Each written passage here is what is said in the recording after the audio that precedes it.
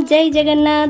पूर्व वीडियो रे आपण माने देखिथिले हम ऑफिस स्टाफ सब मिसिक बुलिवा को जाउथिलो लंच कर दे हमें बाहरिलो केउंझर डायरेक्ट भद्रक आरडी आखंडलमणि का दर्शन करने को कहीं केते दिन रे सत्तरे मो मन रे बहुत इच्छा थिला बाबा का दर्शन करे आशीर्वाद लाभ करबा को। बहुत सुंदर भावे प्रभु का दर्शन करिलु।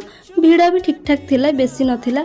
बहुत थर जाके ठाकुर दर्शन कले, तांको विभूति पाइली, तांको पादुका पाइली।